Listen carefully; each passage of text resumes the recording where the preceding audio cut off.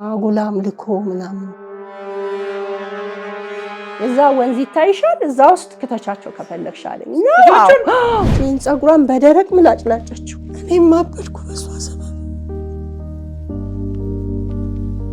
እኔ ገመዱላው ይወጣው ልሰቃል ይስማሙል አላመነዘርኩ አልጨፈርኩ ለምብዬ ነው መቆርበው ገና ነኝ አለ ገና ሌላ ትውልድ ልታበላሽ ከዛ የገዛ ጓደኛዬን አገባት ከዚህ ይልሽ እስከታች ነው የሰነጠቁኝ ለዛው ክፉ አልነበርኩም ግን ዛሬ እኔ ባዶዬን ቀረሁ ባዶዬን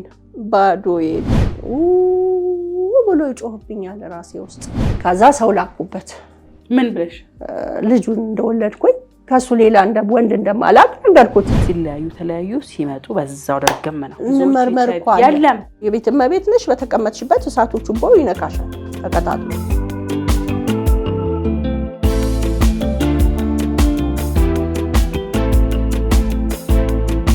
ሰላም ጤና ይስጥልን ተመልካቾቻችን እንዴት ከረማችሁ በኢትዮጵያም ሆነ በዓለም ዙሪያ ያላችሁ የሰው ዘሮች በሙሉ ሰላም ለእናንተ እንዴት ናችሁ የልቤ እውነት ተሰኘው ተወዳጅ ፕሮግራማችን ላይ ነው የምንገኘው በርካታ ባለ ታሪኮች ታሪካቸውን እያጫወቱን ነው የሚገኙት ዛሬም እንደተለመደው አንዲት አዲስ ባለ ታሪክ መጣለች ዛሬ ባለ ታሪክ እንግዲህ በ15 ዓመቴ በንዴት ወደ ትዳር ገባሁኝ ከዛ በኋላ ብዙ ነገሮች ተፈጠሩ ሁለት ልጅ ወለድኩኝ ከዛም በህይወቴ ውስጥ በጣም በርካታ ነገሮች ተፈጠሩ እናትና አባቴንም አጣው ከዛ በኋላ የትዳር ህይወቴም ጥያቄ ውስጥ የገባበት ወቅት ነበርና እነኝና ሌሎች በርካታ ታሪኮችን ላጫውታችሁ ፈልጋለሁ ብላኝ ወደ ስቱዲዮ ጋብዘናታል እንግዲህ እሷን ታሪክ አብረን እንሰማለን እናንተም ታሪክ አለን የምትሉ ካላችሁ ምናወራው ለህዝብ ትምህርትም ይሆን የሚያሳዝን የሚያስገርም የሚያስተምር የሚያስቅም አስገራሚውን ታሪክ ሊሆን ይችላል አለን የምትሉ ካላችሁ በ0905 83 22 83 ላይ ደውሉልን ዋትስአፕ ቴሌግራም ኢሞና ቫይበር ላይ የ5 ደቂቃ ወጥ ታሪካችሁን በድምጽ ቀጣችሁ ብትልኩልን አይተን ገምግመን እንጠራችኋለን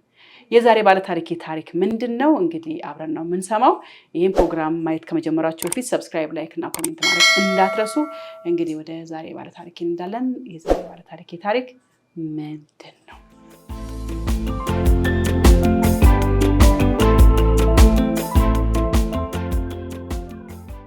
እንዴት ነሽ ደህና ነኝ ሰላም ነሽ ወይ እግዚአብሔር ይመስገን እስቲ ሙሉ ስምሽን ሙሉ ስሜ መሰረት ካሳ ከየት ነው የመጣሽው ካስኮ አዲስ ሰፈር ነው የመጣሁት ትውልዴም እድገቴም እዛው ነው የት እዛው አስኮ ተወልደሽም አግብተሽም የኖርሽ እዛው ነው ያደግኩትም የተወለድኩትም እዛው ሰፈር ነው እሺ እና ልጅነቴ ያው እድሜ ሳይደርስ በ15 ዓመቴ ብስጭትም ስላለብኝ የቤተሰብ ጫናም ስላለብኝ እስቲ እሱን እንስማ መጀመሪያ የቤተሰብ ጫና ማለት በጣም በስቃይ ያው የድህነት ኑሮ ቤተሰብ የድህነት ኑሮ እናቴ ለብዙ ዓመት ለ8 ዓመት አልጋ ላይ ነበረች እናቴ ምን ሆኖ ታማ በምን በቃ አጉላም ልኮ ምናምን አላቸው እሺ እና በዛ ምክንያት ምን አይነት አምልኮ ይሄ ቤት የሚያመልኩት አምልኮ ይሄ ቤት ጣጣም ታይወረሙ ጣጣላ እሱ ነው መሰለኝ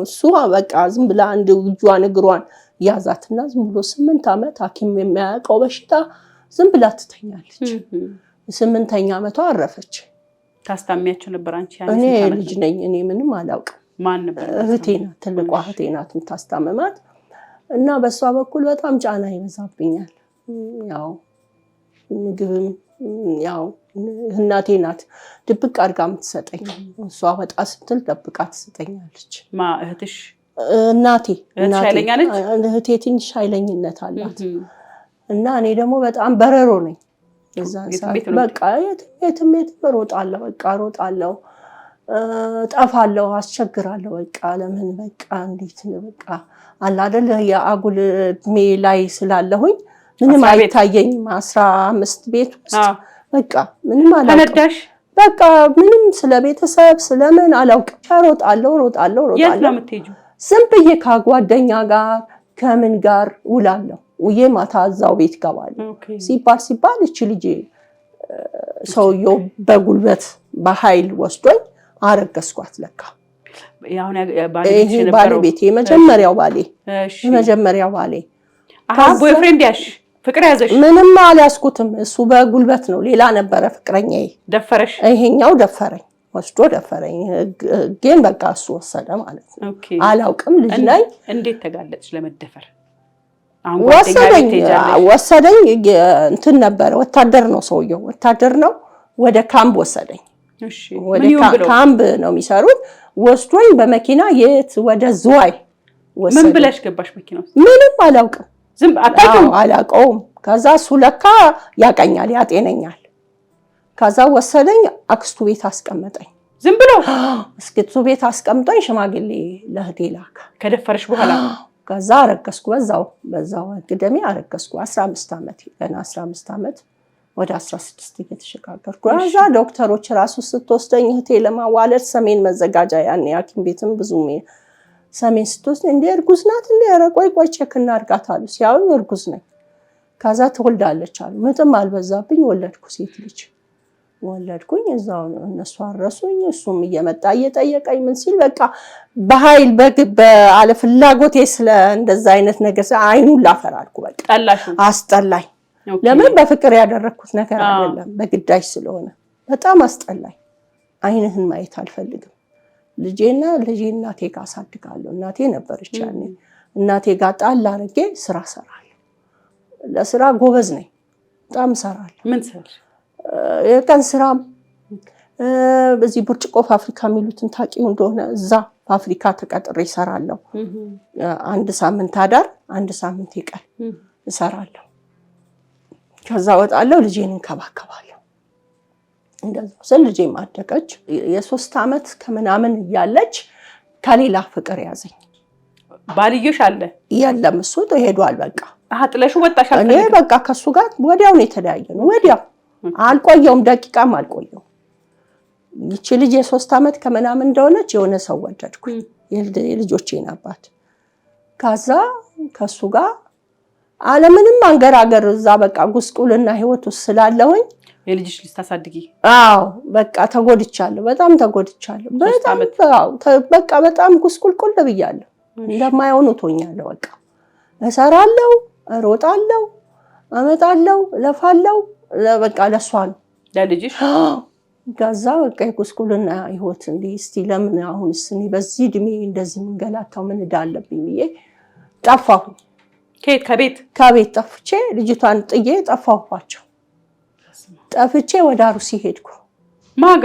አሩሲ ዝም ብዬ አላውቀውም ሀገሩን በደላላ። ፍቅረኛሽስ? እሱን ሳላገኘው በፊት። ኦኬ እሺ።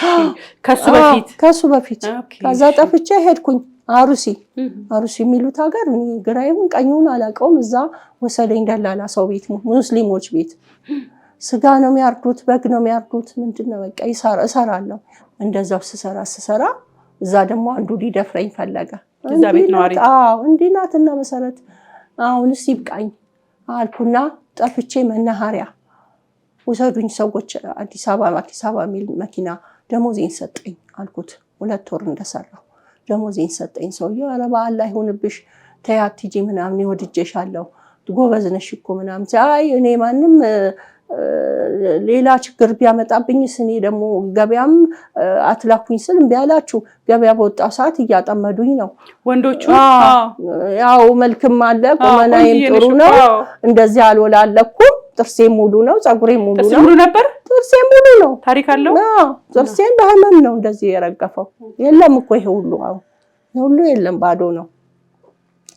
ከዛም በቃ ጠፋውና ወደ ልጄ መጣሁ። ወደ ልጄ ስመጣ እናቴ በነፍስ ታማለች። እናቴ በነፍስ ታመመች። እናቴ አረፈች ወዲያው። እግዚአብሔር ቅበሪ ሲለኝ ያመጣኝ። እናቴ አረፈች። እናቴን ቀበርኩ። ከዛ ልጄን ይዤ ቁጭ አልኩኝ። የእናቴ 80 ወጣ ምናምን። ከዛ አባቴ አለ፣ ተለያይተው ነው የሚኖሩት። ከዛ በቃ እንደዛ እያረኩኝ ስኖር ይሄ ወታደር ነው። አሁንም ይሄ ወታደር ለከፈኝ፣ ወታደር ጨረሰኝ። አሁንም ወታደር ነው መጥቶ እሱ ደግሞ ለጋብቻ ጠየቀ። ሌላ? አዎ ለጋብቻ። እኔ ለብልግና አይደለም ፈልጋት፣ ለትዳር ነው ፈልጋት። አላገባሁት ሳላንገራገር። ያፈቀርሽው ሰውዬስ? እኮ እሱን ነው ያፈቀርኩት። እሱን አገባው በስርዓት ሁሉ ነገር አሟልቶ በስርዓት አገባኝ። ሽማግሌ ልኮ ምን ብሎ አገባኝ። እህቴ ግን ደስተኛ አልሆነችም ነበር። የራስሽ ጉዳይ ነው አክሻ ብዬ እኔ ገባው። ነፋር ነው የራስሽ ጉዳይ ብዬ ገባው። ገብቼ ቤት ተከራይቶ ይዞኝ ወጣ። እዛው አካባቢ ከእናቴ ቤት በታች እዛ ይዞኝ ገባ። ተገባን በፍቅር በቃ ጥሩ ሰው ነበር። ጥሩ ሰው መልካም በቃ እንዲሁ በቃ እግሬን ፀጉሬን ቅቤ ቀብቶኝ በቃ በስርዓት ነበረ የምንኖረው። ልጅሽስ? ልጄ እህቴ ጋር እሷ ናት። ትወዳታለች፣ በጣም ትወዳታለች። እና እንደ እናት ነው የምትላት? አዎ እንደ እናማየም ነው የምትላት አሁን ድረስ። አሁን በቃ ከዚህ ሰውዬ ጋር ስንኖር ስራ የለውም ነበረ። ከወታደር ቤት ደረጎት ወሰደና ያንን የደረጎት ብር አንድ እቃ ምናምን የቤት ወጪ ስናወጣ የአገልግሎት ነው የሚባል ደረጎት? ደረጎት አገልግሎት የመንግስት እሱን ወስዶ ነው ያገባኝ። ከዚያ ያቺ ብር አለቀች። ስራ የለውም ነበር፣ የሚበላ ምንም የለም። ግን ጎበዝ ነው፣ ይሰራል። ጥልፍ ይጠልፋል። ጥልፍ ያልጋ ልብስ ይጠልፋል። ቤት ውስጥ ቀሚስ ይጠልፋል። ሁሉ ነገር የወሎ የጎንደር ሁሉ ይጠልፋል። በዛ እንተዳደራለን። ከዛ ስራ አገኘ፣ ዘበኝነት ስራ አገኘ። ወታደርም ስለሆነ ፈለጉትና ቀጠሩት። ገባ። ስንኖር ልጄ የ2 ዓመት እያለ ቤት ለቀቅንና የሆነ ጓደኛ ስራ አስገባው። ቆዳ ፋብሪካ የሚባል ታውቂው እንደሆነ እኔ ከሰል ሸጣለሁ። ከሰል ቤት ውስጥ አምጥቼ ትዳር አለኝ ምናምን ብዬ ቁጭ አልልም። ከሰል ሸጣለሁ፣ ምን ሸጣለሁ፣ ያገኘሁትን ነገር ሸጣለሁ፣ አግዘዋለሁ። እንዲሁ ስንኖር በላይ ላይ መማገጥ ጀመረ። ከሱም ብሶ አንድ ወልደሽ? አዎ አንድ ወልጄ እና ውጪ ማደር ምናምን ጀመረ። ገንዘብ አገኘ? አዎ እድገት አገኘ። ጠገበ፣ ጥግብ አረገው። እኔ ቤቴ ስል ስጎሳቆል አንተ ሌላ ማረካው ከኔ የተሻለ እኮ ብታገባ አይቆጨኝም። ከኔ ባሰች እርምጥምጥ ስላገባህ ከጥፍሬ ቆሻሻ አልቆጥርህም አንተን። በኋላ እኔ እሷን እየቀጠቀጥኳት ታረኳት። ለምን መሰለሽ? መታ ተሸግራ ረድቻታለሁ። እሷ ትግባባላችሁ? አዎ። እና በጣም በቃ ታሳዝነኝ ነበረ። ለካ እሷ ከባሌ ጋር ነው የምትንጎዳጎደው። መታ ስታግጃት አብረው ነበሩ እነሱ። በቃ አብረው እሷ ጋር ያድራል፣ ይሄዳል። ነጠላ ምናምን ገዝቶላት መጥቶ ሲቋጭቶ የነጠላ የማን ነው ምናምን ስለው የሰው ነው ይለኛል። ከዛ እሷ ለብሷ አየሁኝ። ከዛ ነጠላውን ተቀበልኳትና ወገቤ ላይ አስሬ ይዤ ቅጥቅጥ አድርጌያት ላኳት። እሺ። ከዛም በኋላ ተለያየን። በቃ ድጋሚ አይኑን አላየሁትም። ወጣን። እኔ የሰው ቤት ኪራይ ነው ያለ ነው። እኔም ወጣው። አዛር ተከራያችሁበት ቤት ነው የሄደው? አይ ሌላ ቦታ ይዟት ገባ። ተጋቡ ተባለ። አገባት። አዎ ያግባት። ከዛ ለካ በዛን ሰዓት እርጉዝ ነኝ እኔ። አላወኩም። በሆዴ ይዣለሁ። ግን እመቤቴ ማርያም ወላዲት አምላክ እንደው የዚህን ሰውዬ ፍሬ ሆዴ ውስጥ እንዳታረጊ እልማየውና ነው እልምሳይ እልና ዋይን ጨርሽልኝ ብዬ ሁሌ ጠዋት ማታ አለቅስ ነበር። እልና ዋሽን ጨርሻለሁ፣ እቺን ጽጌረዳ አበባ እንኪ ትለኛለች። ይሄ ልጅ ነው ማለት ነው። ይሄ ማስወጣት ምናምን ደግሞ አላውቅም። በፍጹም ሞክሬውም አድርጌውም አላውቅም። ፈጣሪ ሆይ በጣም ነው ደስ ያለኝ ዛሬ ገንዬ እንግዳ አድርገሽ ስለጋበሽኝ አመሰግናለሁ። በጣም ሞልቃቃና እርጉዚት የተሰኘው ተወዳጅ ፕሮግራማችን ላይ መሳተፍ እንፈልጋለን የምትሉ መቅረብ እንፈልጋለን። የእርግዝና ልምዳችንን፣ የእርግዝና ስሜት ለውጦችን ከባሎቻችን ጋር አፋቀረን፣ አጣላን፣ አወያየን፣ ግራ አጋባን፣ ቤቱን በጠበጠ ወይስ ደግሞ በደንብ ስቴብል አረገ፣ እነኚህ ነገሮች ሁሉ እያነሳን የምናወራበት እርግዝታ የተሰኘው ተወዳጅ ፕሮግራም ጀምረናል። እንዲየበረረና እግዚአብሔር ነፍስ ውስጥ ያስቀመጠ በቃ አመነኝ፣ አምላኬ አመነኝ። እዚህ ፕሮግራም ላይ እንግዲህ የመጀመሪያ ልጅ ሊሆን ይችላል፣ 3 4ኛ ልጅ ሊሆን ይችላል፣ 2ኛ ልጅ ሊሆን ይችላል።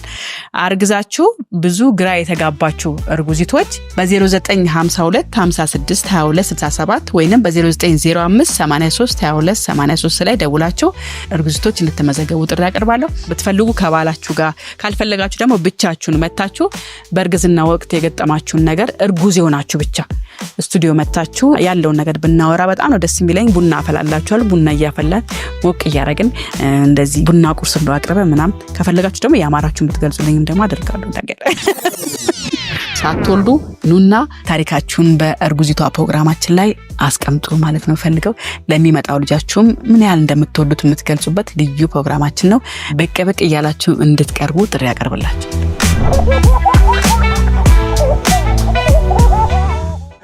ከዛ እንዴ በስመ አብ ወልድ መንፈስ ቅዱስ እንዴት እንደዚህ ይሆናል? አሁንም ነጫው ወይኔ መሰረት እሺ ችግር የለም ወጣው የት ልግባ ቢክሬም በቃ የት ልግባ እህቴ አታስጠጋኝ 2 ልጅ ይዘሽ ነው የት ልግባ እርጉዝ ነኝ ነፍሰ ጡር ነኝ ሆዴ ገደል አክሏል የት አባቴ ልግባ መግቢያ አጣው እዛ ስንከራተት እዚህ ስንከራተት መውለድ አይቀርም የሆዱ እናቴን የሚያውቃት ያገር ሰው እሳቸው አስጠቁኝ አው ሞተዋል ነፍሳቸውን ይማርና እሳቸው አስጠቁኝ አይዞሽ ልጄ አይዞሽ ሁሉ ያልፋል አጅሪ ጎበዝ ነበርሽ ዛሬ ወደቅሽ አሉኝና አስጠቁኝ እሳቸው ጋር ተቀም አንዲት ምለብሳት ብርድ ልብስ የለችኝ ልትወልጂ አው ጥየነዋ የወጣሁት ንብረቴ አሃላ ማጥለሽ ወጣሽ እዛው ቤት ውስጥ ለሱ እሱ ዛና ያስገባት እሱ ጋዛን በኋላ መጥቶ ጭኖ ይሄዳሉ ሲነግሩኝ እኔ ልክም ስላለብኝ ዝም ብዬ ጥዬ ወጣ አይ ምን ሳሊስ በለበስኳት ነጠላ ከዛ ዘወልጄ ምን ልልበስ ምንም አጣ ከዛኛ ሴትዮ እግዚአብሔር ይስጣቸው ያላቸውን የአሮጊት ናቸው ትልቅ ሰው ናቸው ቂጣም ጋግረው ምንም አድርገው ይሰጡ ያ ደና መብላት የለመድኩ ሴትዮ ያን እንዴት ልብላ በቃ ማንባት ሆነ ስራዬ ማንባት ሆነ ልጁ ደግሞ ሲወለድ የሚያሳዝን ልጅ ተወለደ ወንድ ልጅ መፊትም የወለድኩ ከዛ ቀጥሎ ወንድ ነው 2 ተከታታይ ወንዶች ናቸው እሺ አሁን ከዛ ይሄን ልጅ ለሰው ልስጥ በቃ ቺያ አላሳድግም ከዛ ሰው ላኩበት ምን ብለሽ ልጁን እንደወለድኩኝ ከሱ ሌላ እንደ ወንድ እንደማላቅ ነገርኩት አባት እርዳኝ ነው አዎ እና ልጅህን እርዳኝ ሌላ ምንም አልፈልግም አልኩት የለኝም ኬት አምጥቼ ነው መረዳው አለ እዛ ወንዝ ይታይሻል እዛ ውስጥ ከተቻቸው ከፈለግሽ አለኝ እዛ ወንዝ ልክተታቸው እሱ እውነቱ ሀገር ሄዷል እኔ አሰቱ ሀገር ቁጭ ብያለሁ እሱ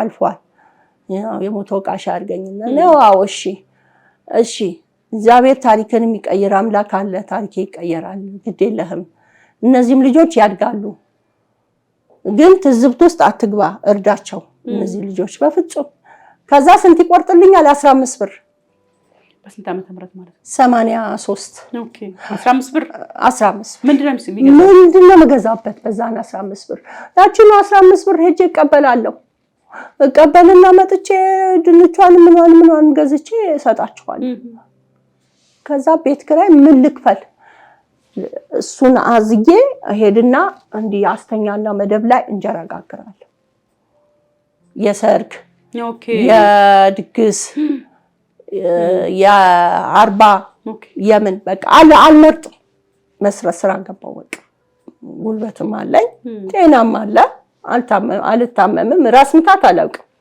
በዛን ሰዓት ሰራለው ገባለው ተዛ ስገባ ይደክመኛል ያው ሰው ነኝ መቼ ይደክመኛል ተኛለው ያንን ከሰው እንጀራ የሚሰጡኛል ደረቅ እንጀራ እሱን ይዤ መጣና እሷን ወጥ ሰራና ሽሮ ሰራና ተነሱ ጋር በላለሁ እንዲው ስል አደኩ ልጆቹ አደኩ ከዛ ያሱ ወለደ ፈተና እሱ አከታትሎ ወደ 7 ልጅ ወለደ በቃ ፈለፈለ በዩ ከዛ ቤት ነበረው ያንን ቤት እነዚህ ምስኪን ልጆች እንዳይካፈሉ ተብሎ ይሸጣል ይለውጣል አይቆይም በስሙ አይቆይም ይለውጣል በቃ ይሸጣል የት ይገባልሻል መጨረሻ አዳማ ለምን ገዝቶ ቦታ ገዝቶ አዳማ ገብቶ አንቺ ተከታተዩ ነበር እኔ ስራ ማላጣ እኔ ዞር በየማላየው ያው ሰማለሁ ሰው ሰማለሁ ከዛ ጋሪ ዛስ አዳማ ውስጥ ገጠር ነው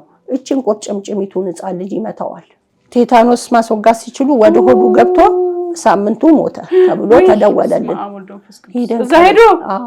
እዛው ኖረ በቃ ልጆቹን ይዞ እዛው ኖረ ከዛ አረፈ አሁን 4 አመት ሆኖታል ካለፈ ካዬ አንደኛው ልጁ መስሎም አይታየውም ቂም ይዞበት ነው ያለው ትልቁ በጣም ይወደዋል አሁንም ይሄዳል ይጠይቃቸዋል ትንሹ አይጠጋቸውም አልተቀራረቡም አልኖረም ሄጂ እሱን ቀብሬ መጣው ተረጋግተው ልጆቼም ተው በቃ ድሮም አይረዳችሁም አሁን በቃ ምንም እንትን የለውም አልኩኝ በጣም ታመምኩ በቃ በጣም ምን እንደሚያመኝ ራሱ መለየት አልችልም ነበር አመመኝ በጣም ታመምኩኝ በእንዳላይተኛ ያየኛል ወረዳውም እየመጣ ያየኛል ክፍለ ከተማው መጥቶ ያየኛል እቺ ሴትዮ ታስጠይቀናለች እነዚህ ልጆች ይዛ ምናምን ሲባል ቤት ሰጡኝ ፍርስ ያለ ቤት በቃ ፍርስ ያለ ዝም ብሎ እንዲህ ስታዩ ሰማዩን ታየዋለሽ ሰጡኝ የሆነ አንገቴን ብቻ አስገብቼ ልተኛ አልኳቸው ገባሁ እዛ ስኖር ለ3 አመት ያህል እንደኖርኩኝ በቃ እሰራለሁ እየሰራሁ ያለ ልቆም ምንም ሰብስቡልኝ እያልኩ ያቺን አጥሯንም ቆርቆሮዋንም ምንዋንም ደፋፈንኩና ሰራራኋት ኋላ እቺ ልጄ እማዬ ለምን ውጪ አትልኪኝ ማለች ተወለደች እዛ ተወለደች እሱ አዎ ትልቋ በ76 የተወለደች እና ጋር የነበረችው ልሂዳለችሽ ውጪ ልሂዳለች አዎ እኔ ጋር ናቸው ሁሉም እኔ ጋር ተሰበሰቡ ቃል ዛሊ ልሂዳልሻው ልጄ እኔ ብር እኮ የለኝም በምንድነው የምትሸኝሽ ስላት ግድ የለም ኬትም ብለሽ ሸኝኛለች ከዛ አንድ ወዳጅ ነበሩኝ ሄድኩኝ ሳማከራቸው ችግር የለም የሚሆንልሽ ከሆነ ችግር የለም እኔ ሁሉን ነገር ጨርሳለሁ የሚቸግርሽን ብር ሰጥሻለሁ ችግር የለም ፓስፖርቱን ምኑን ጀመሩላት ቤሩት ሄደች እሺ ቤሩት ሄዳ እየሰራች ሰርታ የዋህ ናት ልጅቷ በቃ ላለቀሰው ሁላ ዝም ብላ ትሰጣለች ባዶዋን መጣች ከቤሩት ያኔ ፕሌን የተከሰከሰ ጊዜ በደንብ ነበር የምትረዳን በደንብ በቃ ቤቱንም ቀየረችልን አጥሩንም ሁሉን ነገር ሰራች በቃ ገዛችልኝ ምሳው ያየውን ይብላ ለራሷ አልኖረችም በቃ ለራሷ ምንም አልኖረችም ምንም አንዲት ነገር አልኖረችም ለኔ ነበር የኖረችው ከዛም በኋላ ከቤሩት ትንሽ እንደ መንፈስም የሰው ጅም ነበረባት ከዛ መጣ እንደ እብደት አረጋት ታመመች ማጣት አሳበዳት እብዳለች ይሄን ጸጉሯን በደረቅ ምላጭ ላጨችው ወይኔ እብዳለች እኔም ነበርኩ በሷ ሰበብ ብዙ ነገር የተነካ ከዛ ጸበል ይዣት ገባሁ ከዛ አሁን ድጋሚ ዱባይ ካልሄድኩ አለች ዱባይ ጓደኛዋ ወሰደቻት ዱባይ ማብዳ መጣች አልተመቻትም አብዳ በቃ ለይቱ ብትብላ መጣች በቃ ቁጭ በይ አልኳት ልጆች አላት እሷ ወልዳለች እዛው እዚሁ እኔ ጋር ጥላ ነው ሄደችው ቀድማ ወልዳ ነበር ትዳርም አልተመቻትም ቆሻሻ ትዳር ነበራት እዛ ባሏን ግቢ ነበር ጋዛ ልጆቿን ጥላ አሁን ሄደች ጆርዳን ሄደች ድጋሚ 8 አመቷ አሁን ሄዳለች 8 አመቷ 8 አመት ውስጥ በቃ ምንም ደስተኛ አይደለች እዛ ሜዳ ወለድኩ አለች ዛግታ ነበር አገባው ወለድኩ አለች በቃ ምንም ማድረግ አልችልም እሺ አልኳት እሺ ልጅም አለ ኑሮም አልተመቻት በቃ እዚህ ጋርም ልጆች አላት እኔ ጋር 4 ልጆች አሏት 4 ልጆቿን ጥላ ነው ሄደችው ያንቺ 4 አሉ የኔ 4 አሉ ወንዶቹ እንኳን አስቸግሩኝም እንጀራ ስጭን ብሎ አይጠይቁኝም በሙሉ አፋቸው ለምን የለኝም ከየትም አላመጣም እዛ ልጆች ግን ትንንሾች ናቸው የልጅ በቃ ትቸገራለሁ ከነሱ ጋር በቃ አሁን የመጨረሻ እዚህ ሚዲያ ልቀርብ የቻልኩት አቃተኝ እኔ ምን ላድርጋቸው ምንም ላደርጋቸው አልችልም እና ህይወቴ በቃ በዛ ያንን ቤት ማስተካከለችልን ለኛ ኖረች ማለት ይቻላል በጣም ኖራለች በዚህ መሀል ሳላመሰግናት አላልፍም በጣም ነው የምወድሽ እንጂ አመሰግናታለሁ በጣም ነው የምወድሽ እውነት ከመጠን በላይ ለኔ ሞታልኛለች ለኔ ሁሌ ለኔ አድርጋልኛለች አላደረገችም ብዬ ምስጋናዋን ማለፍ አልችልም ለኔም ጥሩ አይደለም ያንቀኛል አድርጋልኛለች ግን በአሁን ሰዓት እሷ ራሷ ተቸግራ ነው ያለችው በቃ እሷ በችግር ላይ ነው ያለችው። የእሷን ማናየ አረብ ሀገር እኮ ያሉ ሴቶች እሱ ነው ትልቁ ነገር። እኔ በሀገሬ ላይ ነኝ፣ እሷ ደግሞ በሰው ሀገር ላይ ምን እንደሆነች አላውቅም። እንግዲህ አትደውልም? አዎ አትደውልልኝም። ያው በውስጥ መስመር ደህና ናችሁ አላችሁ ብላ አልቅሳ ትዘጋለች አሉ ስልክ። ለማን ነው የምትደውለው? ለእህቶቿ። እኔን አታወራኝም። በቃ አንዷ ልጇ አግብታ እሷ ወጣለች። አሁን የእሷ ልጆች 3 ናቸው እኔ ጋር ያሉት። 3 አሉ። የመጨረሻ ልጅሽስ ታሪክ? የእሷ አባት ሳገባው ይሄ መመርመር የሚባል ነገር ያለም አላውቅም። HIV ምናምን ዝም ብዬ አገባሁት በእምነት። ራሱን ለካሱ ራሱን ያውቃል፣ እኔ ደግሞ አላውቅም። HIV ፖዚቲቭ ነበር እውነትሽ? አዎ። ከዛ ልክ እሱን አግብቼ በአመት ምናምን በሁለተኛ አመት መታመም ጀመርኩ። በሽታ የሚባል አላውቅም፣ ድህነት ነው እንጂ እንዴት ምንድነው የሚያመኝ? ምን ጉር ነው የመጣብኝ? ያው ጸጉሬ ጭድ ብሎ ወደቀ ከላይ ላይ፣ መልኬም ጠፋ። ምን ነው ብዬ በቃ ከቤት መውጣት አቃተኝ። ለ2 አመት አልጋ ላይ ቀረሁ። ምን እንደሆነ አታውቂም? ምንም ሳላውቅ። ከዛች ልጅ ለካ እርጉዝም ነኝ። ታመምኩ፣ ተኛው፣ እሷን ወለድኩ። እሷ በሰላም ተወለደች? በሰላም ተገላገልኩ። ምንም አልሆንኩም። ወለድኳት። እኔ ሄጄ ስመረመር አለብሽ ተባልኩ። አዎ ምንም አላልኩም። እንደብድ ብቻ ብን ብዬ እንጦጦ ማርያም ገባሁ። ብን ብዬ እሷን ብቻ አዝዬ ገባሁ። ገብቼ እመቤቴ በየዋህነቴ እዚህ ውስጥ ገባሁ። አላመነዘርኩ፣ አልጨፈርኩ። ምን ነው እመቤቴ ምን አረኩሽ ብዬ አለቀስኩ። ቤት ተከራየውና ተደብቄ ለማንም ሰው ሳልነግር እዛ ገባሁ። ጸበል ገባሁ። 3 ወር ሙሉ ስጠጣ ከሆዴ ቢጫ እንቁላል ይሄ አስኳል የመሰለ ይወጣል። ባፌም እንዲህ ስቀመጥ ይወጣል። እኔ መሰረት ድነሻል እኮ አንቺ እኮ ድነሻል ታድለሽ፣ እኛ ይሄን ሁሉ አመት ተቀምጠን እኮ ያልወጣለን ይሉኛል። ከዛን 3 ወር እንደዛ ተቀምጬ ልጆቼም እስቲ ቆይ ብዬ ተመልሼ ወደ ቤት ሄጄ ልጆቼን አረጋግቼም ትልቋም ተቆጣች። እንደይማየ መኖር ይቻላል እኮ ተይ እናቴ እንደዚህ አትሁኚ። እኔ ገመዱላው ይዤ ወጣሁ ልሰቃል። ከዛም በቃ ከዛ ጠነከርኩ። መኖር ይቻላል የሚለው መጣልኝ። መኖር ይቻላል፣ አዎ መኖር ይቻላል። መጀመሪያ ብሎ ደብረ ዘይት መድኃኒት ጀማሪ እኛ ነን። አንቺ? ኦኬ። ደብረ ዘይት ነው መድኃኒቱም የለም። የአውሬው ዘመን ነበር። ከባዱ ዘመን ነው። የአውሬው ዘመን ነው። መድኃኒት ጀመርኩኝ። የት? ደብረ ዘይት። እሺ። ደብረ ዘይት ሄደን እዛ ደብረ ዘይት መድኃኒት በየወስነ ዲፎሬ በጣም እየወረደ መጣ። ምግብም እንግዲህ የለም ምግብም የለም። እሱ በቃ እየሰከረ ባረቄ ጥንብር ብሎ ይገባና ይተኛል ሁሌም የሰከረ። እንደውም ሌላ ነው ታሪካው። ሽማግሌ ሰብስቡልኝ አልኩ። ሽማግሌ ሰበሰብኩ። ትቆርባለህ ከኔ ጋር ወይስ ትቀጥላለህ ህይወት? ከኔ ጋር ምንድነው አላማ ስለው እኔ ለምን ብዬ ነው የምቆርበው ገና ነኝ አለ። ገና ሌላ ትውልድ ልታበላሽ? እኔ እንግዲህ በኔ ይብቃ፣ እዚህ ጋር ያበቃል የኔ እናንተ ጨዋታ። በቃኝ፣ እኔ ካንተ ጋር ህይወቴን አልቀጥልም። ይሄን ጥሩ እንትን ሰተኸኛል ቅርስ።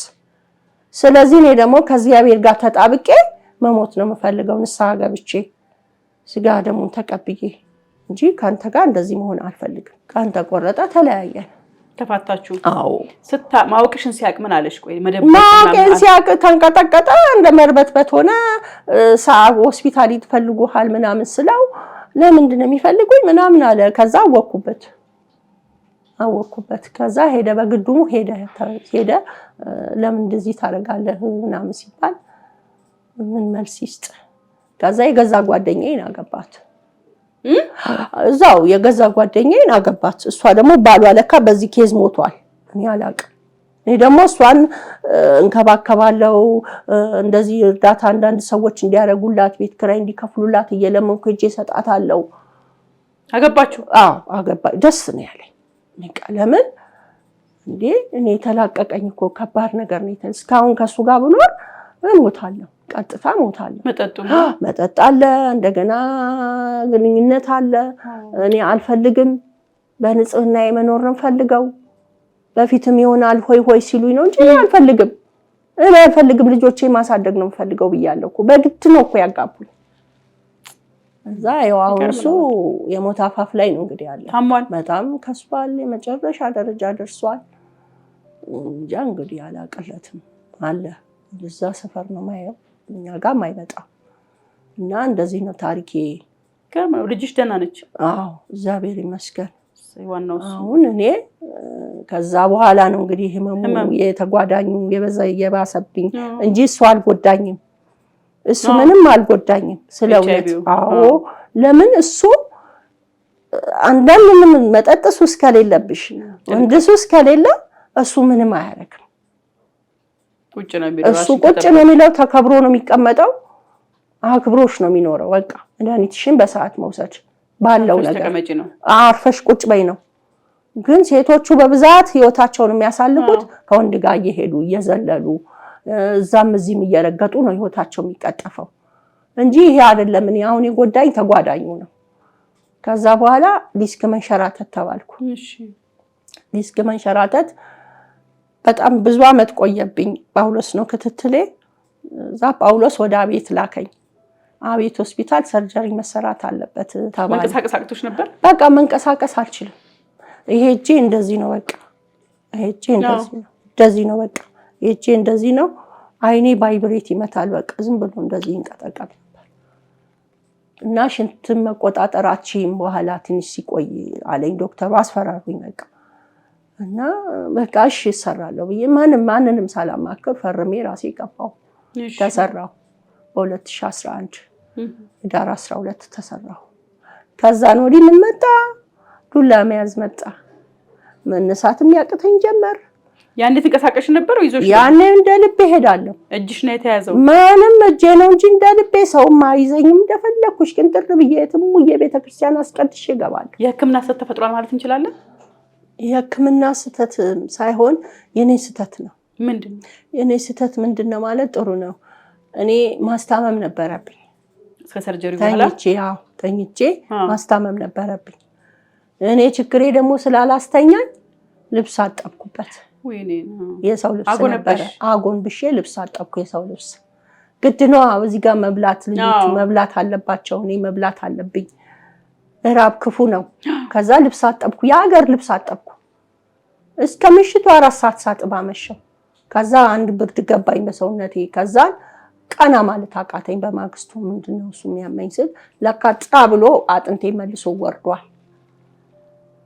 በቃ ከዛ ቀጠሮ የቀን ሲሄድ እሺ እንደገና ኤምአርአይ ተነሽ ተባልኩ። ኤምአርአይ ተነሳው ወርዷል አለኝ። ምን እናርግ? ድጋሚ መስራት አንችልም። አሁን ድጋሚ እንስራ ብንል ህይወትሽ አደጋ ላይ ነው። እሺ ለማንኛውም በመድኃኒት እናቆይሽ። እሺ በመድኃኒት እስካሁን በመድኃኒት ያለሁት ህመሙ እንዳለ ነው። በቃ ህመሙ እንዳለ ነው። በጣም ነው የሚጠሰጥሰኝ፣ በጣም ነው እንደዚህ የሚይዘኝ። ሽንቴን እንደ ከብት ቆሜ ነው የሆነች እንዲህ ወንበር ተሰርቶልኝ እሱ ላይ ነው ቁጭ ብዬ የምሽነው። ሽንቴን መንገድ ላይ ውሃም ሆነ ምንም አልጠጣም። ለምን ሽንቴ ይመጣል ያስቸግርሻል። ዛን እንደዛ ሆንኩ። ያንን አለፍኩ። ደግሞ ስል ድጋሚ ማህፀኔን ማታመም ጀመርኩ። ምንድነው ይሄ ደግሞ ማህፀኔን? ምን ለራሴ ስንት አመቴ ነኝ ከወንድ ጋር ምንድነው የሚያመኝ ብዬ ቼክአፕ ሳደርግ ማህፀን ጫፍ በር ካንሰር ያሳያል። እንዴ ኧረ ጉድ ነው አልኩ። በቃ አበድኩ። የዛለት በቃ አንዱን ነገር አረገኝ። በቃ አበድኩ። ጣውና ለልጆቼ ነገርኳቸው። አሁን ተስፋ ቆርጫለሁ፣ መሞቴ ነው። በቃ እሞታለሁ፣ ካንሰር ተገኝቶብኛል ተብሏል። ማየ ካንሰር ስለሆነ አትሞችም፣ አይዞሽ አሉኝ። አይ አልኩ። በቃ የዛ በኋላ በቃ አይዞሽ ዶክተር መሰረት ይባላል። ጥሩ ዶክተር ነው ብታዩ፣ እግዚአብሔር ይባርከው። አዴ መሰረት አይዞሽ አለኝ። አይዞሽ ደርሰሽበታል፣ እናወጣዋለን፣ ቆርጠን ጠቅላላ እናወጣዋለን፣ ጠርገን እናወጣዋለን አለ። ማህፀኔን ቢያወጡት ጥሩ ተጫወቱብኝ። ምን አረጉ ደግሞ? ከዛ ከዚህ ልሽ እስከታች ነው የሰነጠቁኝ። በዚህ ጋር በግሉኮስ ጎማ የሚወጣ ፈሳሽ ነበረኝ እዛ አልጋ ላይ ተኝቼ፣ በዚህም በዛም በሁለቱም ጋር እንደዛ አድርገው ነው ያው እንትን ያሉኝ ይሰሩት። 20 ቀን ነው እዛ የተኛሁት ጳውሎስ 20 ቀን ዝተኛ ጋር ተሰቃየሁ። በቃ ከባድ ፈተና ደረሰብኝ። ህመሙ በቃ አልቻልኩም። ማጸኔ በቃ ተንገበገብኩ። ከዛ ወጣሁ ቤት በእንትን ያረጋችሁ በደንብ ተንከባከቡት ቁስሉን። በየቀኑ ፋሻ እየተቀየረ እያጠቡኝ፣ ጓንት እያረጉ እያጠቡኝ ቁስሉ ደረቀ። ለዓይን ያስፈራ ነበር፣ ለዓይን ይሰቀጥጥ ነበር።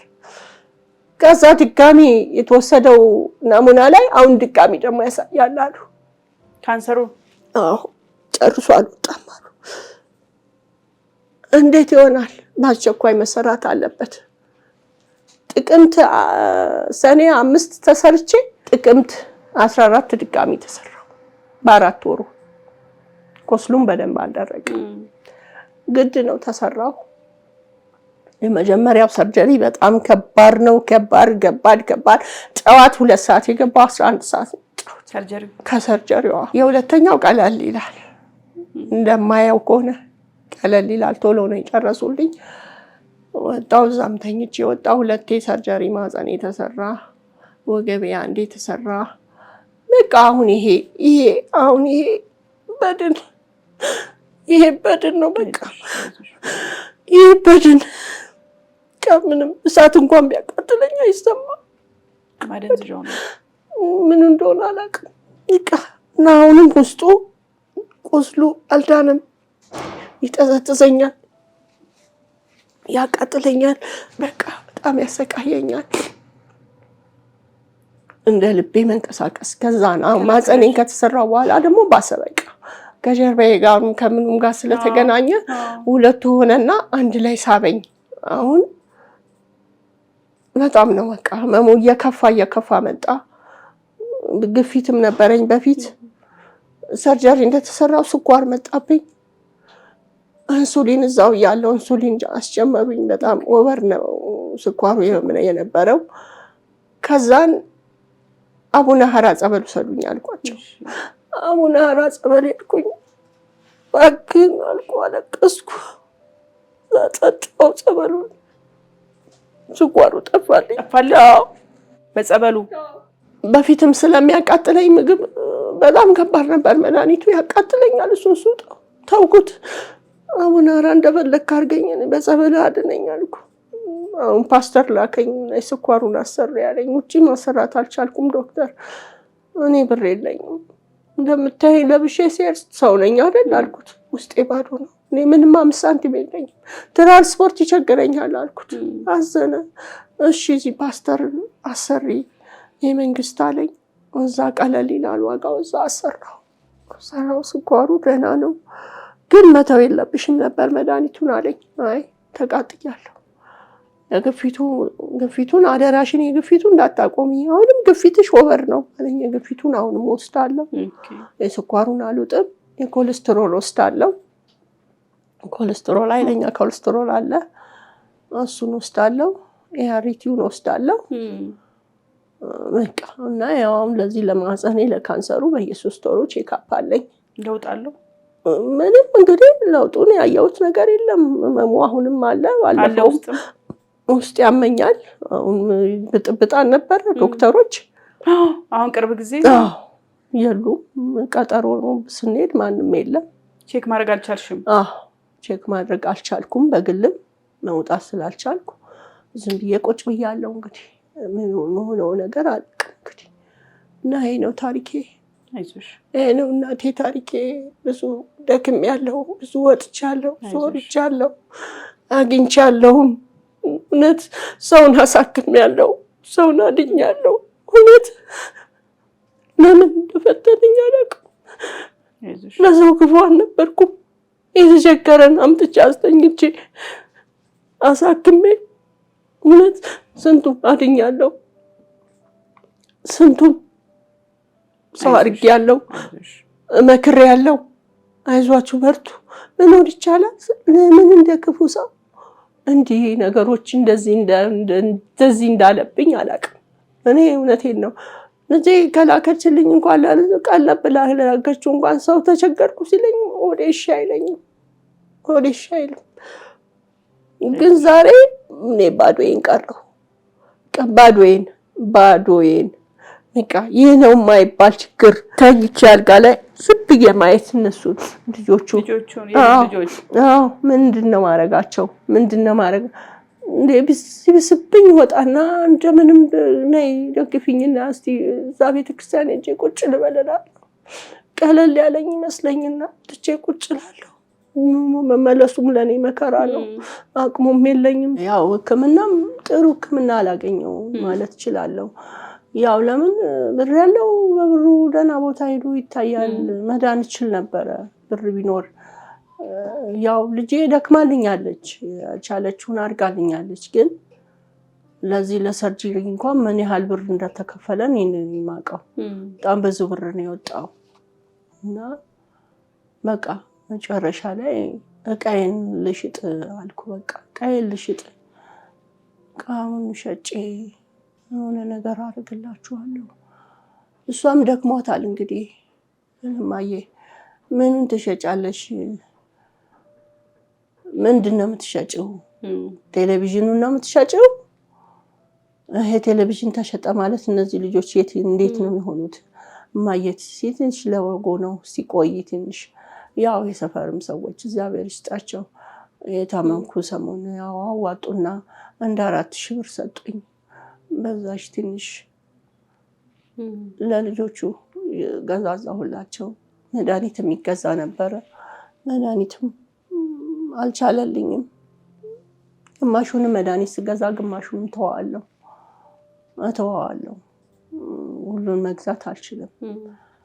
ያው እሷ ባላት አቅም ባላት አሟጣ አልቅሳ አድርጋልናለች። ግን አሁን መጨረሻ ደረጃ ላይ እንግዲህ እዚህ ጉዳይ ይሄ እንደዚህ ማህፀኔን ከተሰራው በኋላ ሁሉ ነገር በቃ ከበደኝ። በቃ መቋቋም መስራትም አልቻልኩም።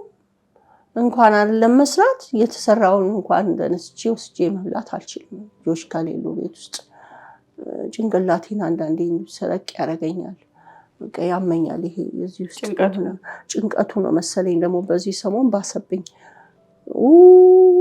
ብሎ ይጮህብኛል ራሴ ውስጥ። ግፊቱ ይሆን እንዴ እላለሁ። ግፊቱ ይሆን እንዴ እንደዚህ የተጨናነኩትን ግፊቱ ይሆን እንዴ ያመመኝ እላለሁ። እግዚአብሔር ይመስገን እንግዲህ ለበጎ ነው ብዬ አልፈዋለሁ። አይዞሽ። ለተመልካች ምን ትያለሽ? እስቲ እስካሁን ከገጠመሽ አንፃር ካወራሽን ታሪክ አንፃር ምንድነው ስለ ህይወት የገባሽ ነገር እስቲ ንገሪኝ። እኔ ለተመልካች የምለው ህይወታችን ውስጥ ብዙ ነገር አለ፣ ብዙ ጣውረድ አለ። የሰው ልጅ ማግኘትም እንዳለ ማጣትም አለ፣ መደሰት እንዳለ ማልቀስ አለ። ማልቀስም እያለ ደግሞ መደሰትም ይመጣል። ግን በእኔ ህይወት ውስጥ በእኔ ተሞክሮ እንደው ሴቶች በተለይ በአሁን ሰዓት ወጣቶች ራሳቸውን ቢጠብቁ፣ እንደው ራሳቸውን አጋልጠው ለበሽታ ባይሰጡ። አሁን ደግሞ በጣም ተስፋፍቷል፣ በስቷል HIV። አሁን ይሄ ትውልድ ያውቀዋል ነው በቃ ዝም ብለው እንደ ከብት የሚሄዱት። በእኛ ጊዜ እኮ እንደዚህ የለም። እኛ አንሄድማ የትም አንሄድም እኮ። የቤት እመቤት ነሽ፣ በተቀመጥሽበት እሳቶቹ ቦ ይነካሻል፣ ተቀጣጥሏል እንጂ እነሱ እኮ አሁን ሐላል የዛሬ ወጣቶች ዝም ብለው ተዋወቀች፣ ዛሬ ተዋወቀች፣ ነገ አብራው ትወጣለች። ያ አይደለም ትውልድ ይዳን። በዚህ ይብቃ ነው የምለው። በእኛ ይብቃ፣ በእኛ ያቁም። እውነቴን ነው።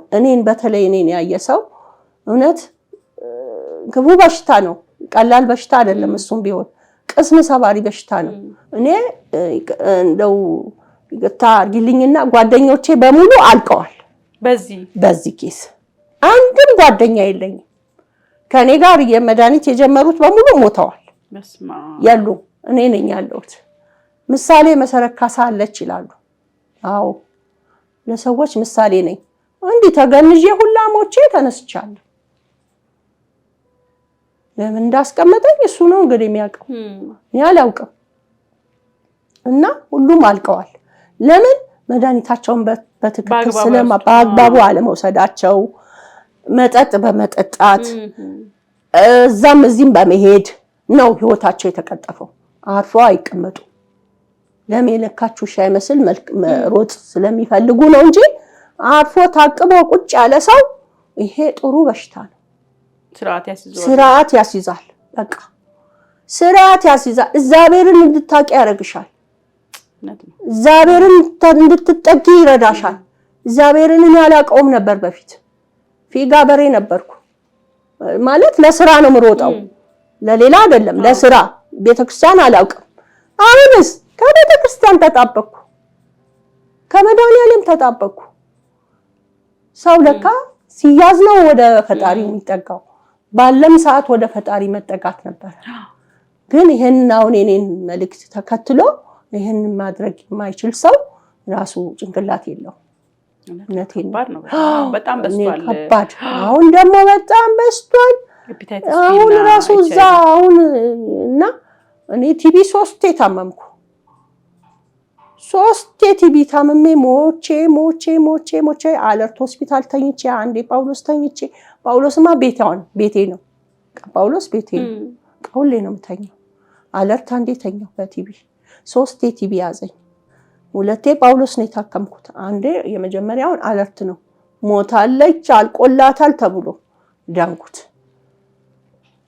የኔ የሚገርም ነው። የኔ ታሪክ አለው። እኔ እስካሁን አመድ ነበርኩኝ። መድኃኒቴን በአግባቡ ባልወስድ በመሃል ላይ መሆነ ብስጭት አቁሜ መድኃኒቴን የቫይረሱ መጠን ወደ 80,000 ገባ። በውስጥ የተራባ አንድ ቀን ስተት ካለሽ ይራባል፣ ይበዛል። ከዛ በስልክ ደውለው ጠሩኝ ጳውሎሶች። ምንድነው ችግርሽ? ችግርሻል ምንድነው? እሱ ሰዓት የለሽም፣ ሰዓት እንግዛልሽ አሉኝ። ኧረ ሰዓት ችግር የለብኝም። ታዲያ ለምንድን ነው መድኃኒትሽን ያቋረጥሽው? አላቋረጥኩም እየዋሸሁ። አይ መድኃኒትሽንማ እንዳቆምሽ አልሽ። ገለም ብዬ ከሳሁ። ውልቅ አልኩ። ባንዴ ወረድኩ በቃ። ከዛን አሁን ወስደው መድኃኒት 2ኛ ደረጃ ነው። ኦኬ ስላቋረጥኩ 2ኛ ደረጃ መድኃኒት ገባው። አሁን በትክክል ስውጥ የቫይረሱ መጠን የለም በውስጤ ወረደ። አሳይም እንደው ቫይራሎጂ የሚባል አለ በየአመቱ የምናሰራው የቫይረሱ መጠን ማለት ነው። አሁን እሱ ጥሩ ደረጃ ላይ ነው ያለሁት። እግዚአብሔር የተመሰገነ። ስንት አመት ሆነሽ በኤችአይቪ? 20 አመት ማለት ነው። 20 አመት ተጀመርሽ በኋላ ከቫይረሱ ጋር ወደ 25 አመት አካባቢ። ወደ 25 አመት ይሆናል ሳላቀው ማለት ነው። ሳታውቂው 5 አመት ቆይተሽ? ሳላቀው አምኖ የሚቀርም አንዳንድ አኑሮኛል። እግዚአብሔር አኑሮኛል። ጥንቃቄ መጠንቀቅ አለባቸው። አሁን ለልጆቼ በጣም ጠነቀቃለሁ። የኔ ጥፍር መቁረጫ ፊት ቁጭ አላረግም። የጥርስ ብሩሽን ቁጭ አላረግም ፊት ለፊታቸው። ህፃናቶች ከሆኑ ህፃናቶች ናቸው። ህፃናቶችን ባይሆኑም ለማንም ሰው ትልቅም ቢሆን ስተት ሊሰራ ይችላል። ግንዛቤ እሰጣለሁ ቤት ውስጥ ላሉት። ይሄ ነው ይሄን እንዳትነኩ። የአንዱ ጥፍር መቁረጫ ለየብቻችሁ የራሳችሁን ተጠቀሙ። ይሄ ነው ችግር አለ። እውነት ነው። እንዲህ ነኝ አልላቸው። በቃ እንደዚህ ነግራቸዋለሁ። እውነት ነው። በጋ እንደዚህ ነግራቸዋለሁ። ቁጭ አድርጌ ትምህርት ቤት ትማራላችሁ አይደል? ሳማዬ ትምህርት ቤት እኮ እንማራለን። ጎበዞች ራሳችሁን ተጠንቀቁ ብዬ ለልጆቼ ትምህርት ሰጣቸዋለሁ። ለማንም ሰው ለጎረቤቶቼ እነግራቸዋለሁ። ራሴን አልደብቅም። ራሴን አንድም ቀን ደብቄ አላውቅም። ለጎረቤት ለማንም ሰው ግልጽ ነው። ቤት ውስጥ ትንንሾቹ ባያውቁ መድኃኒቴን አሁን 3 ሰዓት ሲሆን መድኃኒት ይጨረሰ 3 ሰዓት ሆኗል ይላል። የምን እንደሞት አያውቁም። መድኃኒትሽን ዋጪ ሰዓት 3 ሰዓት ደርሷል ይላል። ያቀርቡልኛል። በላሁም አልበላሁም ቶሎ ብዬ መዋጥ አለብኝ። በደቂቃ እንዳያልፍብኝ እወጣለሁ። በጣም ኃይለኛ ራስ ምታት አለብኝ። ኃይለኛ ከምን እንደመጣ አላውቅም።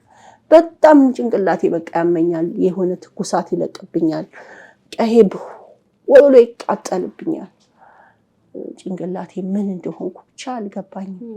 እዛ እነሳና ጸበሉ ምኑን ተባበስና ደግሞ መልሼ ድፍን ብዬ ተኛለሁ። ካለች ቁርስ ምናምን ሰራታ እማዬ ተነሽ ሰዓትሽ ደርሷል መድኃኒትሽን ትውጫለሽ እኮ እስቲ ተነሽ ትለኝና ተጎትተኝና ወደ ሳሎን ታወጣኛለች። እዛች ቁጭ ብለን ከሷ ጋር እናወራለን።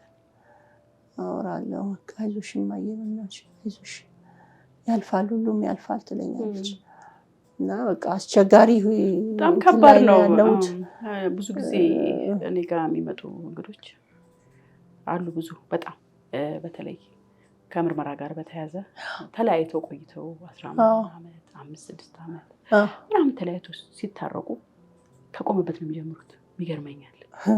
ከቆመበት ሲለያዩ ተለያዩ ሲመጡ በዛው ደገመ ነው እንመርመር እኮ አይደለም እንደዛ እኮ አሁን እኮ ዘመኑ ጥሩ ነው እኮ ይመስለኛል። መተፋፈር አለ ባሌ ነው የሚለው ወይ ሚስቴ ናት የሚለው ነገር እንደዛ ብሎ ነገር የለም። እሱ ነው እኔ በጣም ብዙ ጊዜ ስለሚያጋጥመኝ ነው። በጣም ስተት ባሌ እኮ ነው ይሉሻል። ባሌ ይሁን እኔ የዛን ሰዓት ይሄን ነገር ባውቅ ኖሮ በጣም እንዲች ብዬ አልገባበትም ነበር። በእውነት ነው የምልሽ እንዲች ብዬ ግንዛቤውም የለኝም ጥርጣሬውም የለኝም። ይሄ በቃ እንትን ዘመን ነው።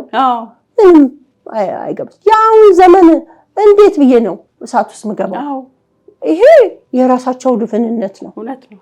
ይሄ ለነሱ ማዘንም አይገባኝም። በጣም ነው የሚገርመው። ዕውቀት የለም። ሁለት ደግሞ ምን ይሆናል መሰለሽ እኔ አሁን በደንብ ይገባኝ በደንብ ይሰሙኝ ደስ ይለኛል። ቤተሰብ አለ፣ አስታራቂ ሽማግሌ አለ፣ ጓደኛ አለ። የእናንተን አሁን ብዙ ሰው ግቢ ይልሻል እንደኔ በቃ ታረቂ ሰላም በቃ ባልሽ ነው ሚስት ምናምን ይልሻል፣ ያጋቡሻል። የሰው እንትን ይሉን ታይዞሽ ትገቢበታለሽ፣ ትነከሪበታለሽ። ብዙዎች እንደዛ ናቸው። እምቢ ስትይ ወይ ደግሞ የሆነ ነገር አፍሽን ገለል ስታረጊ ሰው ከጥጋብ ጋር ከትዕቢት ጋር ምናምን ያያይዝብሻል። ሰው ተለያይተው ሲታረቁ ራሱ ይሄ ነገር አዲስ ህይወት ነን እና ወንድሜ እኔም አንተም ራሳችንን እንወቅ። በቃ ያ ነው እንጂ ስልጣኔ እሳት ውስጥ ይሄ ነው እንጂ እሳት ውስጥ ተገባች በኋላ የሰው ግፊት ያጋ ቁራኛ ከሆነች በኋላ ምን ታገኛለች? ምንም። ይሄ ሰባሪ በሽታ እኮ ነው። ቀላል በሽታ አጥንትን ሰብሮ የሚወጣ በሽታ ነው። ጸጉርና በልቶ ጥርስን በልቶ የጥርሴ በሙሉ ጥርሴ ሁላ ረግፏል። ይሄ ከባድ በሽታ ነው። ራስን ማወቅ ቀኑን ጠብቆ የሚያስ ሁለት ዙር ምርመራ ነው ያለው። መጀመሪያ ምርመራ ከዛ ሁለተኛ ደግሞ ወር ከ15 ቀን ሆኗል። አሁን በፊት 3 ወር ነበር። ወር ከ15 ቀን ሆኗል። ሁለት ምርመራን ታግሶ መመርመር ሲቻል አንዳንዴ ምን ይላል መሰለሽ መጀመሪያውን ይመረመርና ነፃ መሆናቸውን ሳይው ሁለተኛውን ሳይመረመሩ ይገቡበታል። የመጀመሪያው ምርመራ የመጀመሪያውን ወር ከ15 ቀን ያለውን ነገር ነው። በወር ከ15 ቀን ውስጥ አለበት የለበት የሚለው ነው የሚያሳየው። በፊት 3 ወር ነበር ሲነግሩኝ ማለት ነው። ከዛ ከወር ከ15 ቀን በኋላ ወደ ምትባየው ደግሞ ቀደም ያለውን ወር ከ15 ቀን የት ነው የቆየው ይሰው? አንድ ቀን ተሳስቶ ከሆነ እኮ ይዞት ይመጣል ወደዚህ። ኧረ በደቂቃ ይዞት ይመጣል ወይ ይዛ ትመጣለች። በሁለቱም ሳይድ ይከሰታል። የዛን ሰዓት መጠራጠር ይሄ እኔ የት ነበርኩ? እኔም ራሴንም መፈተሽ አለብኝ። ለዛኛው ሰው ይሄ ሰውዬ ለምን እንዲያደርገዋለሁ? አይ እቺን ሴትዮ እኔ ቆይቻለሁ እንዲህ አይነት ቦታ ራሴን ቼክ ላርክ ማለት ሲችል በጭፍን በቃ ማወጣው ያውጣ። ብታይ ጳውሎስ ያሳዝኑሻል። ወጣቶቹ ሲያሳዝኑ በቃ ደቀው የምግብ ኢኮኖሚ አለ። ምግብ መድኃኒቱ ምግብ ይፈልጋል። እኔ አሁን ይቅርታ አድርጊልኝና ጠዋት ቁርስ አላውቅም። መድኃኒቱ ቁርስም በላሽ አልበላሽ የሚጎዳሽ ነገር የለም። እኔ በራሴ ምግብ የለም ብዬ መድኃኒቴን አላሳልፍም፣ እወጣለሁ። ከዛ በኋላ ተፍ ተብሎ የተገኘውን ቤት ያፈራውን ቀምሳለሁ። ምግብ የለም ብሎ መድኃኒት ማቆምም አይቻልም። አሁን እንደዛ ነው የሚያቆመው አሉ። በደም መብላት አለብን ምግብ ጋር አልቻልንም ብሎ የሚያቆመው አሉ። አይደለም ያ ደግሞ ራስሽን መጉዳት እንደምን ብሎ መዋጥ ነው። በቃ እና እኔ በእኛ ይብቃ ትውልድ ይዳን ነው የምለው። እውነት ነው። በጣም ትልቅ ነገር ነው የነገርሽኝ። እንደዛ ነው። ህመምሽን በተመለከተ እንግዲህ ያው ተመልካቾች በደንብ ሰምተዋል። እንዳያችሁት እንግዲህ የዛሬ እንግዳዬ መሰረት በማህፀን ካንሰርም እየተሰቃየች ነው። ለተሰርጀሪ አድርጋለች እንደሰማችሁት። ያው ኤችአይቪ ፖዚቲቭም ነች። ሌሎችም በርካታ ህመሞች አሉና መንቀሳቀስም የከለከላት እንዳለ አይተናል። ስትመጣም አይተናታል። የምትችሉትን ያህል ብታግዟት ደስ ይለኛል። በህክምናው ጥሩ ህክምና የምታገኝበት መንገድ ቢፈጠር እንደው ቢያንስ እንደው አልጋ ይዞ የተሰቃየች ባለችበት ሁኔታ ላይ ስለ ምግብ ማሰብ፣ ስለ ገንዘብ ማሰብ፣ ስለ ወጪ ማሰብ በጣም ከባድ ነው። የልጆችም እጇ ላይ ነው ያሉትና ይሄ ሁሉ ስለሚያስጨንቃት እንግዲህ እናንተ ተመልካቾቼ ኢትዮጵያና ኤርትራውያን እጃችሁን ብዘረጉላት ደስ ይለኛል። ከታሪኳ ብዙ ነገር ተምራችኋል ብዬ አስባለሁ። ብዙ ሰው የሚያነቃ ታሪክ ነው የነገረችን እንደሰማችሁት። ለብዙ ሰው ትልቅ ትምህርት ነው። አንድ ጊዜ አንድ ቀን በተፈጠረ ስህተት ነው ብቻ ፖዚቲቭ ሆነችው። እንደነገረች የትም ዘምዘም የምትል ሰው አይደለችም እንደነገረችን ታሪክ ሆነና ከዛ በኋላ የመጡ ጦሶችን ያያችሁት ታሪክ ነው የሚያሳየውና ሁሉም ሰው ልብ ሊለውና ሊማርበት ይገባል ብዬ አስባለሁ። ሁልጊዜ እሳት ሰው ቤት ሲሆን ከርቀት ሲሆን እንደምናየው ቤታችን ሲገባ እንደቀላል አይደለም፣ ውድም ነው የሚያደርገን።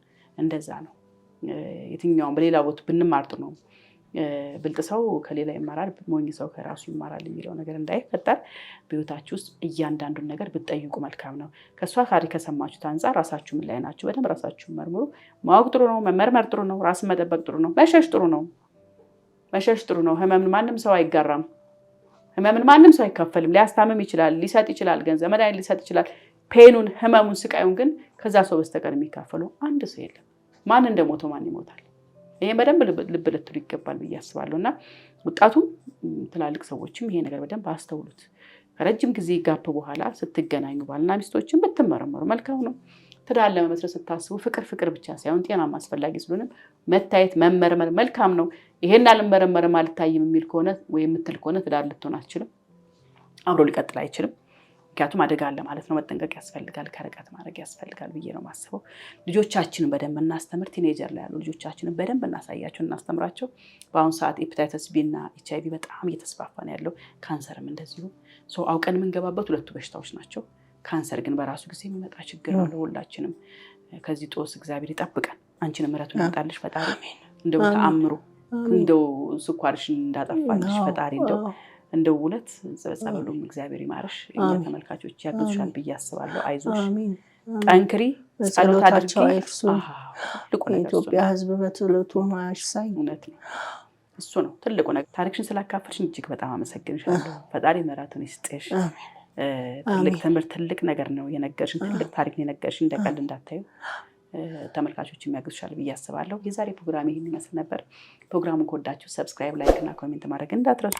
እንዲህ አይነት ታሪክ በርካታ ሰዎች ይኖራቸዋል። በየቤታችሁ ታፈናችሁ የምታለቅሱ፣ የምትጨነቁ፣ የምታዝኑ፣ የምታማርሩ በርካታ ትኖራላችሁ። ኑ እናስተምርበት። ኑ ለሌሎቹ እድል እንስጥ። ሌሎቹም እንዲድኑበት የእናንተ ታሪክ እንዲሰሙ ብታደርጉ ደስ ይለናል። እንደዚህ አይነት ታሪክ እኛ መስማት እንፈልጋለን። ለእናንተ ብቻ ሳይሆን ለእኔም ትልቅ ትምህርት ነው፣ ለሁሉም ትልቅ ትምህርት ነውና ኑና ታሪካችሁን አካፍሉ። 0905832283 የስልክ መስመራችን ነው። በዋትስአፕ፣ በቴሌግራም፣ በኢሞና በቫይበርም እንደዚህ የ5 ደቂቃ ታሪካችሁን በድምጽ ቀርጻችሁ ላኩልን። አይተን ገምግመን እንጠራችኋለን። የዛሬ ፕሮግራም ይህን ይመስል ነበር። ፕሮግራሙን ስመራ ቆየሁት ነው አርቲስት ገነት ንጋቱ ከባለ ታሪክ መሰረት ጋር አብሬ ቆይቻለሁ። የዛሬን ጨርሻለሁ። ሰላም ለእናንተ ይሁን።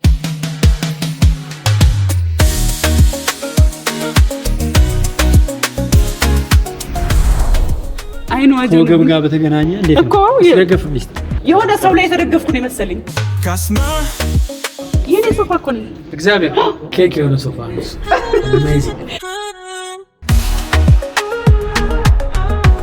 አትላስ መብራቱን እንዳለፍን ከውራይል ስንመጣ ሴንቸሪ ኤክስኪዩቲቭ የሚባል አዲስ ህንፃ ነው። እዛ ሁለተኛ ፎቅ ላይ ነው የሚገኘው። በጣም የሚገርም ቅናሽ ነው። ብትመጡ አሪፍ ነው። 0913 230014 የስልክ ቁጥሩ ነው። የካስማ ፈርኒቸር በነገራችን ላይ በጣም የረጅም ጊዜ ደንበኛው ነኝ። ቤቴን ሁል ጊዜ የሚለዋውጠው ካስማ ፈርኒቸር